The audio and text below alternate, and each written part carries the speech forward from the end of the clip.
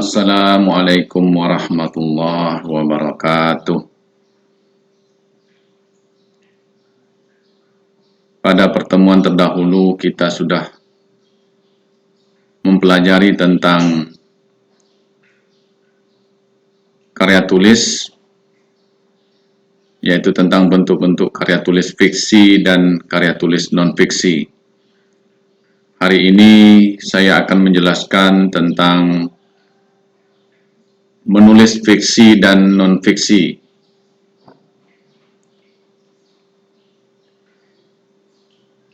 Pertama yang ingin saya jelaskan adalah pendapat beberapa pakar tentang karya fiksi.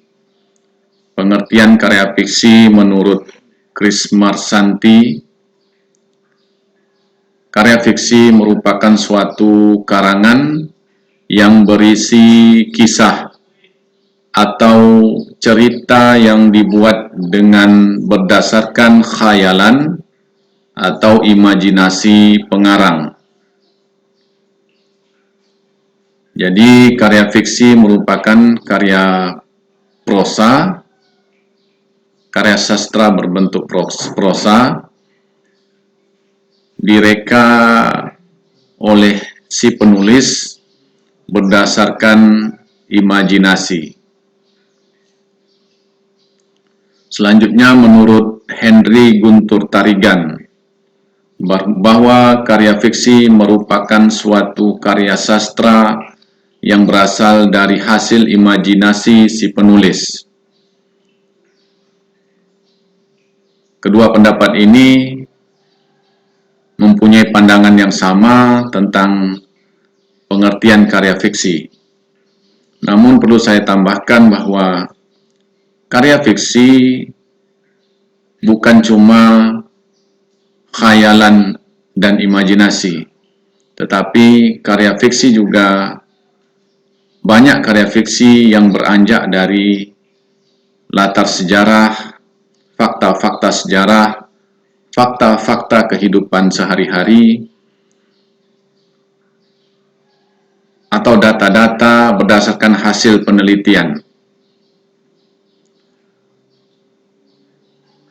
Makanya tidak jarang kita temukan karya-karya fiksi yang justru bisa mengungkapkan fakta sejarah, tentu saja dibumbui dengan aspek imajinasi. Ada beberapa ciri karya fiksi, yaitu pertama, bahwa karya fiksi itu rekaan dan imajinasi. Disebut sebagai rekaan dan imajinasi karena tidak semua karya fiksi itu bersifat khayalan. Sudah saya jelaskan tadi bahwa karya fiksi banyak juga yang berlandaskan fakta dan data. Berikutnya, umumnya berbahasa konotasi. Bahasa-bahasa atau kata-kata yang dipakai di dalam karya fiksi itu merupakan bahasa-bahasa kiasan. Pada umumnya merupakan bahasa-bahasa kiasan atau sindiran-sindiran yang perlu pemikiran untuk memahaminya. Terutama karya-karya sastra yang berbobot. Selanjutnya, ciri-ciri karya fiksi adalah tidak memiliki sistematika yang baku. Tidak seperti makalah, tidak seperti esai atau artikel, atau bentuk-bentuk karya tulis ilmiah. Para penulis bergerak bebas ketika menulis karya fiksi, karena karya fiksi tidak memiliki sistematika yang baku. Namun demikian, secara umum, karya fiksi juga paling tidak mempunyai sistematika seperti pendahuluan, isi, dan penutup. Kemudian, ciri yang berikutnya adalah mengarah pada emosional. Isi karya fiksi pada umumnya mengarah pada unsur-unsur emosional yang bersifat emosi, misalnya sedih, rasa gembira, rasa kebersamaan, kekeluargaan, dan sebagainya.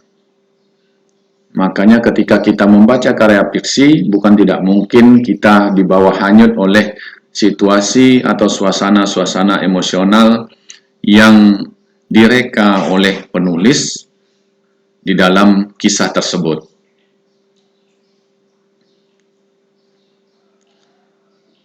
Selanjutnya, karya fiksi itu mengandung amanat. Semua karya fiksi sudah dipastikan mengandung amanat atau pesan-pesan seperti pesan moral. Ini merupakan ciri-ciri tersendiri bagi karya fiksi. Makanya ketika kita membaca karya fiksi, kita akan memperoleh pesan-pesan atau amanat-amanat yang berharga, terutama dalam kaitannya membangun nilai-nilai karakter kepribadian kita. Semakin banyak kita membaca karya fiksi, insya Allah nilai-nilai karakter dalam kepribadian kita akan semakin terasa. Ada beberapa jenis karya fiksi, paling tidak ada 4 jenis, yaitu novel, cerita pendek, drama, dan puisi.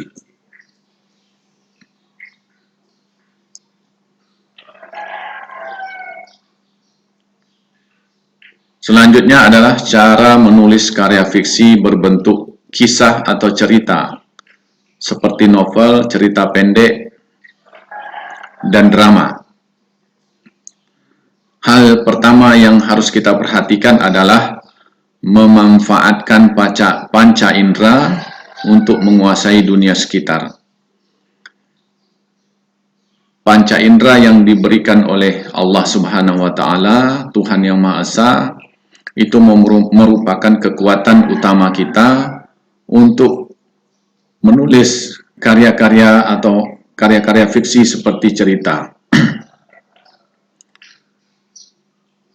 Mata atau penglihatan, pendengaran, penciuman, perabaan, dan rasa itu bisa kita manfaatkan ketika kita menulis karya fiksi. Makanya panca indera kita harus peka dan pemikiran kita juga harus peka ketika kita berada di lingkungan sekitar. Banyak hal yang bisa kita tulis, yang bisa kita tangkap melalui panca indera, kemudian kita tuangkan dalam bentuk tulisan. Selanjutnya menentukan judul. Judul merupakan nama karya fiksi yang kita tulis, baik dalam bentuk, terutama dalam bentuk kisah. Nah, judul ini bisa kita buat di awal dan bisa juga kita buat di akhir cerita. Maksudnya setelah cerita berakhir baru kita tentukan judul. Nah, judul seharusnya kita cari yang lebih menarik, yang lebih provokatif, yang mengajuk pembaca untuk membaca cerita yang kita tulis. Ada beberapa judul novel yang cukup menarik. Kemudian ada judul novel Bumi Manusia. Bumi Manusia merupakan karya Pramudia Anantatur. Selain itu, ada novel Gelombang Sunyi, karya Taufik Ikram Jamil. Ada juga novel Panggil Aku Sakai, karya Edi Ruslan P. Amanriza. Nah, banyak novel yang judulnya menarik sehingga pembaca ikut tertarik untuk membaca isi kisah yang ditulis oleh si penulis. Ketika kita ingin menulis karya fiksi, maka kita harus menetapkan topik. Topik ini sangat penting Apalagi dalam sayembara tertentu, ketika di dalam sayembara ditentukan topik-topik tertentu, maka kita harus mengikuti topik tersebut. Nah, topik ini memberikan batas kepada si penulis untuk menulis kisah yang sejalan dengan apa yang diinginkan di dalam topik tersebut. Misalnya topik tentang nikah terpaksa. Nah, karena topiknya nikah terpaksa, maka penulis harus mengikuti gerak dan jalan cerita yang ditulis berdasarkan topik tersebut. Hal yang berikutnya adalah si penulis atau calon penulis harus menetapkan tokoh cerita atau tokoh kisah. Nah, tokoh-tokoh kisah atau tokoh dalam cerita itu sebaiknya juga disesuaikan dengan topik. Ada kalanya topik-topik keagamaan atau tema keagamaan, maka tokoh cerita juga harus disesuaikan dengan tema-tema keagamaan tersebut. Meskipun ada beberapa tokoh antagonis lainnya yang mungkin akan berlawanan arah dengan tema atau topik tersebut. Langkah selanjutnya adalah membuat kerangka kisah. Kerangka kisah atau outline kita ibaratkan seperti daftar isi di dalam suatu buku. Nah, semakin rinci kita membuat kerangka kisah atau kerangka cerita, maka ada kemungkinan kisah atau cerita yang kita tulis akan semakin bagus. Namun itu tidak mutlak, bergantung kepada kita mengolah dan mengembangkan setiap kerangka kisah tersebut. Nah, kerangka kisah ini merupakan garis-garis besar cerita sebelum kita mengembangkan cerita tersebut. Setelah kerangka kisah kita tulis atau kita susun, maka selanjutnya kita menuliskan semua ide sampai selesai. Berkaitan dengan ide atau gagasan ini, tidak jarang kita mendengar bahwa seseorang mengatakan, "Aku kehabisan ide." Sebenarnya, ungkapan tersebut atau ungkapan seperti itu bertolak belakang dengan apa yang ada di sekitar kita. Kalau kita ingin berpikir, kalau kita ingin kreatif dan berpikir kreatif, ide yang dibentangkan di alam sekitar ini sangat banyak dan tidak mungkin kita tidak mempunyai ide untuk menuliskan sesuatu. Setelah ide kita tulis dari awal sampai akhir, maka kita ikuti langkah yang berikutnya, yaitu menyunting atau mengedit. Jadi kegiatan menulis dan menyunting jangan dilakukan secara bersamaan, tetapi dilakukan secara bertahap. Tahap menulis dilaksanakan sampai selesai, barulah dilakukan kegiatan menyunting atau mengedit. Nah, mengedit ini berarti kita membaca dari awal sambil memperbaiki, bisa menambah dan mengurangi karya tulis yang sudah selesai kita buat. Jadi ada kemungkinan karya tulis yang sudah kita selesaikan itu ketika melakukan proses penyuntingan, ada kemungkinan bisa bertambah atau berkurang. Setelah kegiatan menyunting, berarti kegiatan menulis kita sudah selesai, maka tahap terakhir adalah mempublikasikan. Nah, tahap mempublikasikan ini perlu kesabaran yang luar biasa. Ketika kita mempublikasikan ke koran-koran atau media cetak, maka kita akan dihadapkan dengan berbagai kemungkinan besar diterima atau ditolak.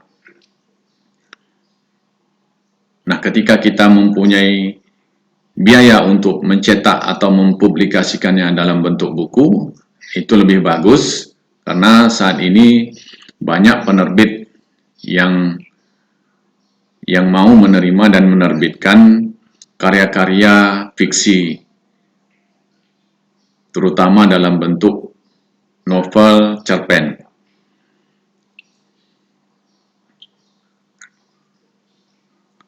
Ada dua teknik yang dapat dilakukan ketika kita menulis karya fiksi. Teknik ini saya temukan dan pernah saya terapkan ketika saya membelajarkan kepada siswa. Yang pertama, teknik meminjam bait novel atau cerpen orang lain. Ketika kita membaca cerpen atau novel orang lain, ada bait-bait tertentu yang menggugah kita, yang menurut kita bagus, hebat, maka itu yang kita pinjam ketika kita menuliskannya. Caranya bagaimana? Caranya kita ketik bait atau beberapa bait tersebut. Setelah kita ketik, kita lanjutkan ceritanya sampai selesai. Setelah ceritanya kita lanjutkan dan kita selesaikan, maka bait yang kita pinjam tadi kita hapus. Setelah kita hapus, kita berikan judul kepada cerita yang sudah kita tulis itu.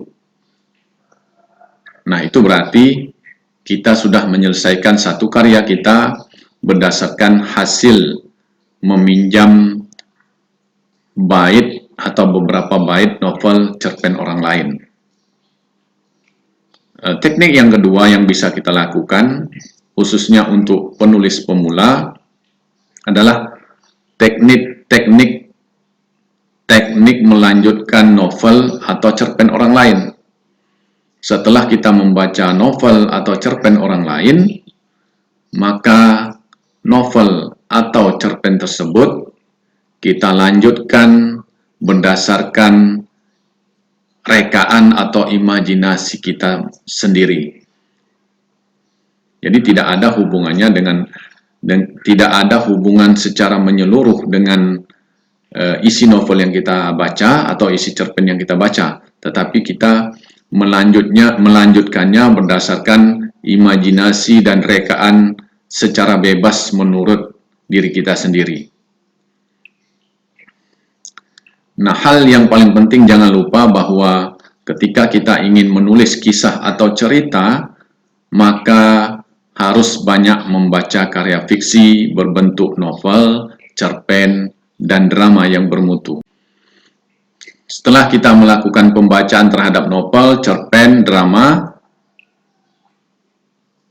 barulah kita lakukan kegiatan menulis. Artinya kegiatan membaca dan menulis itu dilaksanakan secara bergantian, membaca, menulis, membaca, menulis, membaca, menulis, dan seterusnya. Karya fiksi yang kedua yaitu puisi.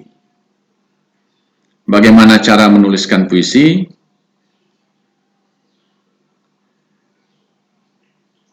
Cara yang pertama yang paling penting sama halnya dengan menulis karya fiksi dalam bentuk kisah atau cerita, yaitu memanfaatkan panca indera untuk menguasai dunia sekitar.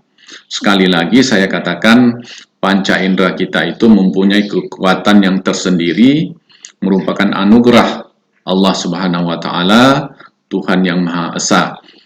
Nah, ketika kita ingin menulis puisi, manfaatkanlah panca indera itu untuk menangkap kesan-kesan yang berada di alam sekitar. Yang kedua, menetapkan judul.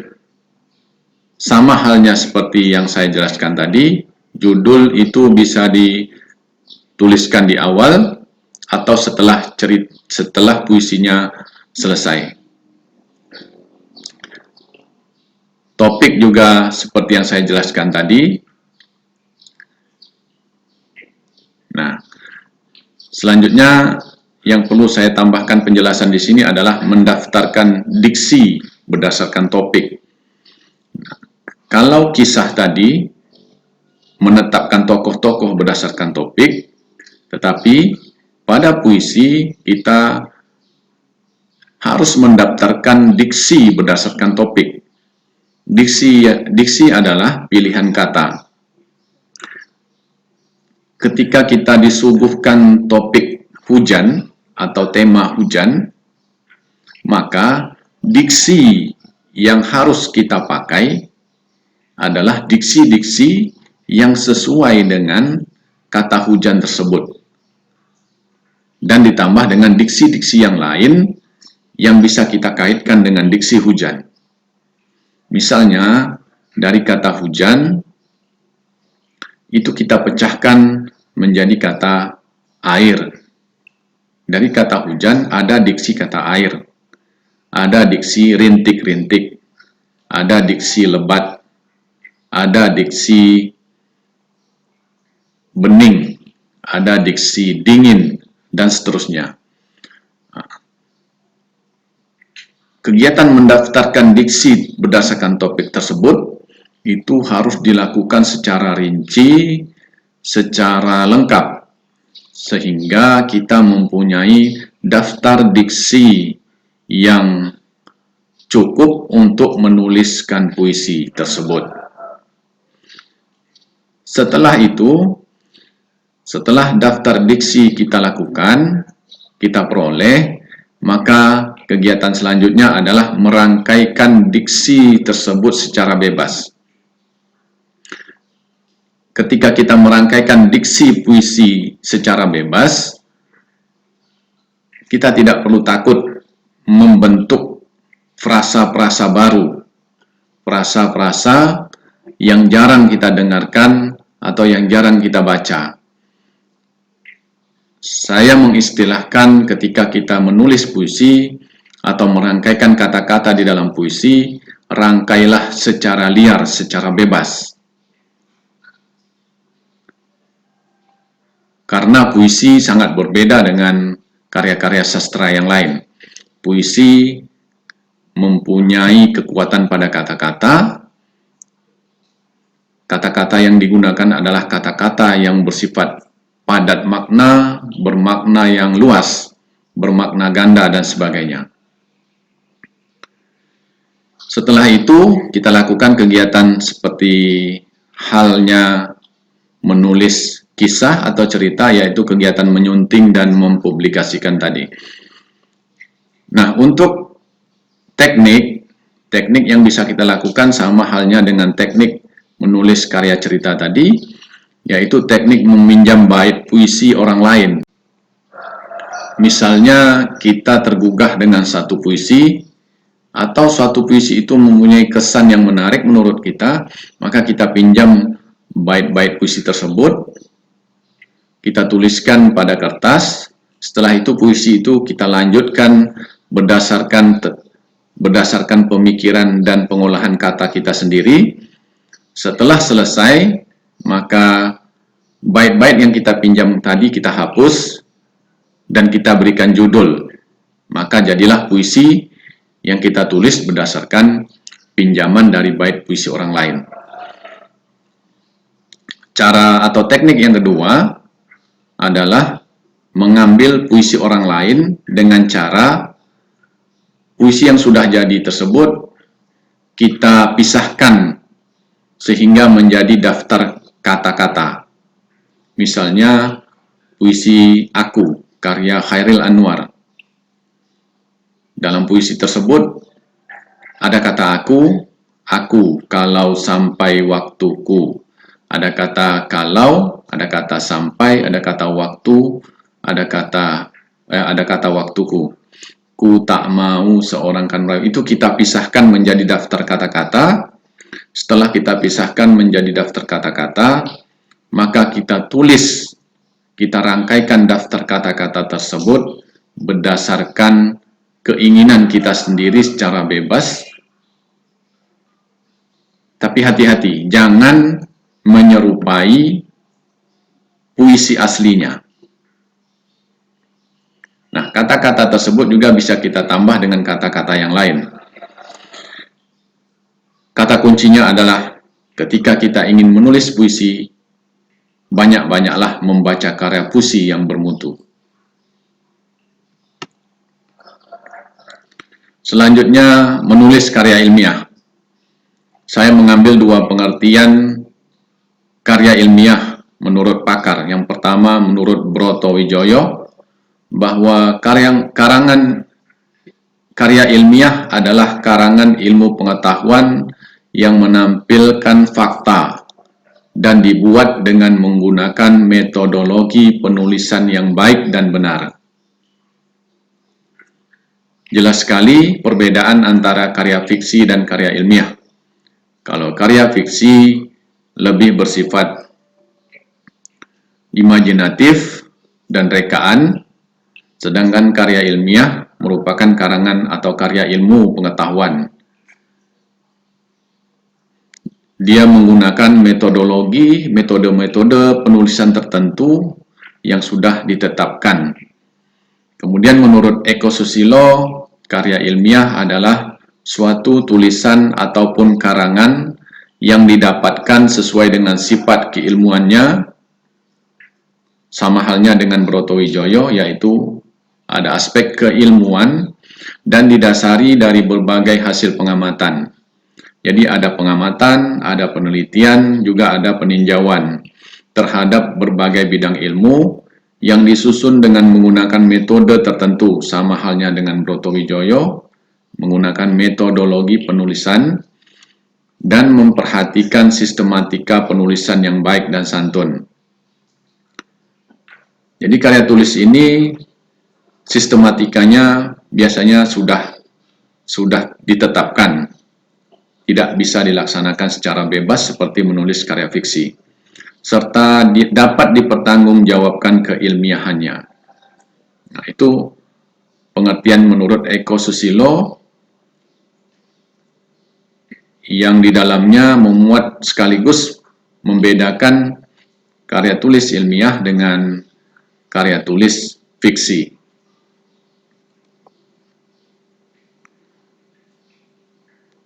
Ada beberapa cara menulis karya non-fiksi atau karya ilmiah. Menurut Sudaryanto memberikan tipnya, yaitu tulis, dan sekali lagi tulislah. Coba ingatkan pada diri ini apa yang diucapkan pada hari ini, kemudian tulis. Nah, apa yang kita pikirkan, apa yang kita amati, apa yang kita teliti, tulis.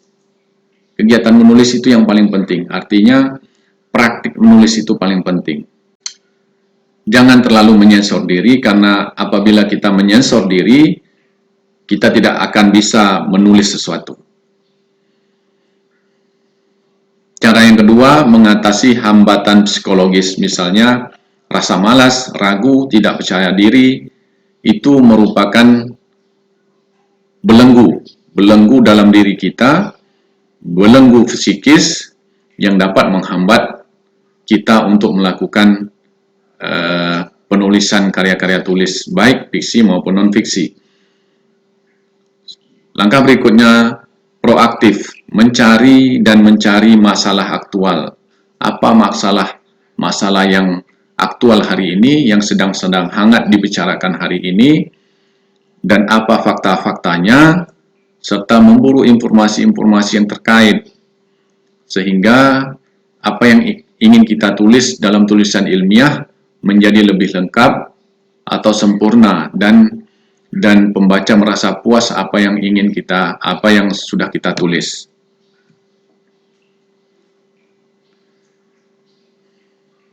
Tips berikutnya adalah cintailah ilmu Anda, karena ilmu membutuhkan pengokohan seperti menghasilkan karya tulis. Misalnya latar belakang ilmu kita adalah akuntansi, atau latar belakang ilmu kita adalah kebahasaan, atau apapun latar belakang ilmu kita, maka kita harus mencintai ilmu tersebut, dan cara mencintai ilmu tersebut adalah dengan cara menuliskannya dan mempublikasikannya. Hal yang penting adalah menulis ilmiah memerlukan proses. Semua kegiatan menulis itu merupakan suatu proses. Karena itu perlu dilakukan dengan kesabaran, ketelatenan, keuletan, kegigihan, keinginan yang kuat ketika kita ingin menulis sesuatu. Tanpa keinginan yang kuat, maka kita tidak akan berhasil. Langkah selanjutnya adalah yang tidak kalah pentingnya dan selalu diabaikan oleh penulis pemula, yaitu mematuhi kaidah ilmiah dan aturan tata tulis. Menulis karya ilmiah terdapat aturan yang baku, yang kita sebut dengan gaya selingkung. Misalnya, ketika kita menulis makalah di suatu perguruan tinggi, maka kita ikutilah aturan makalah yang ada di perguruan tinggi tersebut. Ketika kita menulis skripsi sebagai tugas akhir kesarjanaan kita, maka kita ikutilah sistematika yang baku pada suatu perguruan tinggi tersebut. Sehingga yang kita tulis itu sesuai dengan aturan-aturan kaidah ilmiah tata tulis di suatu lembaga. Ada beberapa langkah awal kegiatan menulis ilmiah menurut Burhan Nurgiantoro. Pertama, cari dan tentukan topik.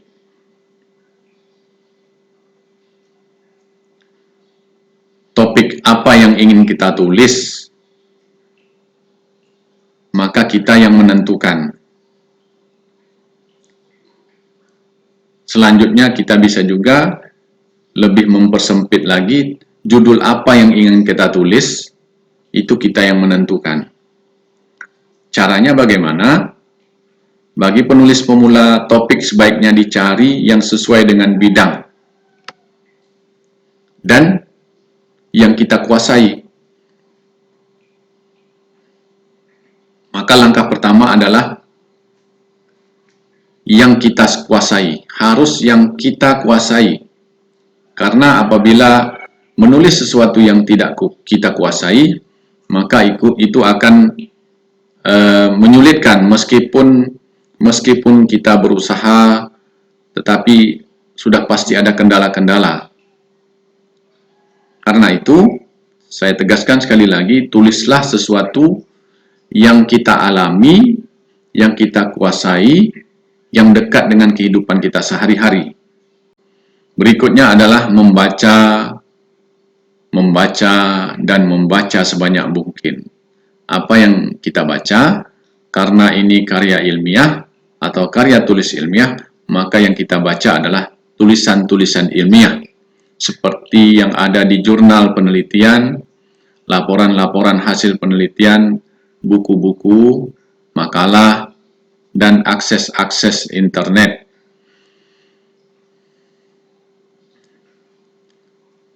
Nah, membaca tidak bisa kita hilangkan.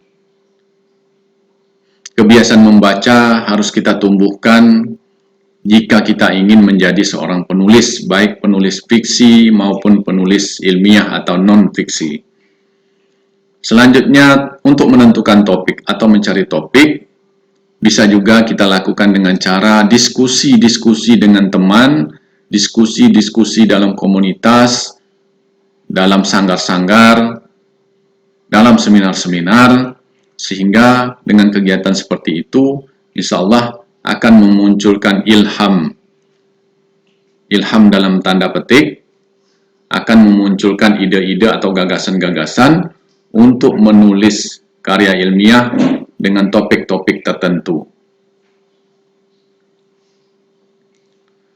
Langkah selanjutnya yaitu mencermati tulisan penulis hebat.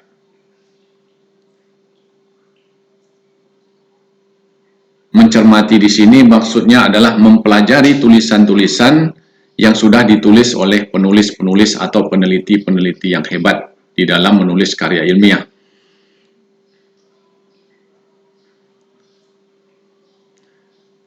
Kita cari karya-karya tulis penulis-penulis hebat melalui buku, jurnal penelitian, laporan hasil penelitian di perpustakaan atau di internet, atau akses perpustakaan melalui internet, jurnal-jurnal yang sudah terakreditasi di internet, kita pelajari secara mandiri, kita pahami, dan kita berinteraksi dengan orang lain untuk mencermati tulisan-tulisan tersebut, sehingga kita akan lebih paham tentang karya tulis ilmiah.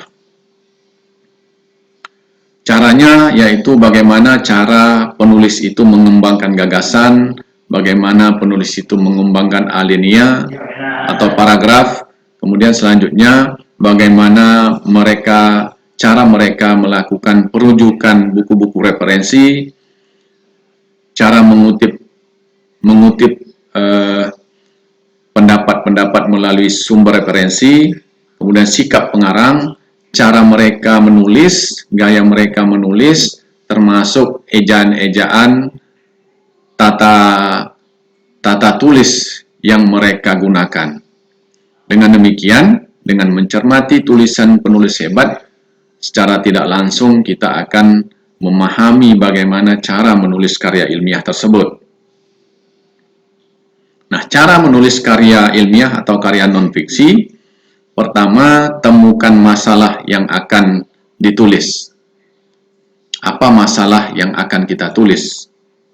Setelah itu, cari referensi sebanyak mungkin, terutama buku-buku, jurnal-jurnal hasil penelitian, laporan-laporan hasil penelitian, majalah. Kemudian, referensi tersebut kita buat catatan-catatan tertentu yang sesuai dengan masalah yang ingin kita tulis. Langkah berikutnya adalah memilih bentuk karya tulis. Karya tulis itu berbentuk apa yang ingin kita tulis?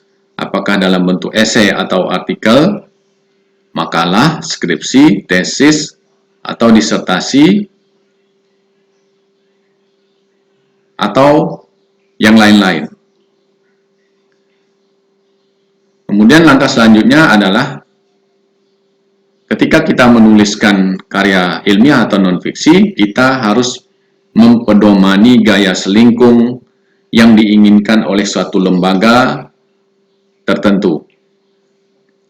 Terakhir adalah mempedomani pedoman umum ejaan bahasa Indonesia atau PUEBI. Kita seharusnya mempunyai PUEBI dan mempelajarinya secara sempurna. Nah, cara mempelajarinya bisa kita pelajari secara sendiri sebab PUEBI ini memberikan penjelasan yang sangat jelas beserta dengan contoh-contohnya. Karena itu saya sarankan kepada seluruh penulis atau calon penulis, terutama mahasiswa, siswa, harus mempelajari PUEBI dan mempunyai PUEBI ini. Sekarang tidak terlalu sulit karena PUEBI ini bisa kita unduh dan kita pegang di dalam gawai atau telepon genggam kita. Bagaimana bahasa karya non-fiksi atau karya ilmiah? Pertama, karya ilmiah menggunakan bahasa baku. Bahasa baku adalah bahasa yang standar yang sudah ditetapkan oleh Balai Bahasa atau Pusat Bahasa. Bahasa baku dapat kita pedomani melalui Kamus Besar Bahasa Indonesia. Dan kita sebaiknya juga menggunakan atau mempunyai Kamus Besar Bahasa Indonesia. Selanjutnya, bahasa karya non-fiksi itu adalah bahasa yang logis, yang dapat diterima oleh akal, yang tidak mempunyai ragam, yang subjektif, yang tidak konotasi. Ketiga, bahasa yang digunakan bahasa yang bersifat kuantitatif, yang bisa diukur, karena dia ilmiah harus bisa diukur. Selanjutnya, bahasanya bahasa yang tepat, idenya diungkapkan secara tepat sehingga pembaca tidak mengalami gagal paham atau kesalahpahaman dalam pengertian tersebut. Jangan sampai mengandung makna yang ganda. Selanjutnya, makna denotasi. Bahasa yang kita gunakan dengan menggunakan kata-kata yang denotasi, denotatif, yaitu makna yang sebenarnya. Selanjutnya, gunakanlah kalimat-kalimat efektif. Nah, kalimat-kalimat efektif ini sebaiknya menggunakan kalimat-kalimat tunggal. Hindari penggunaan kalimat majemuk.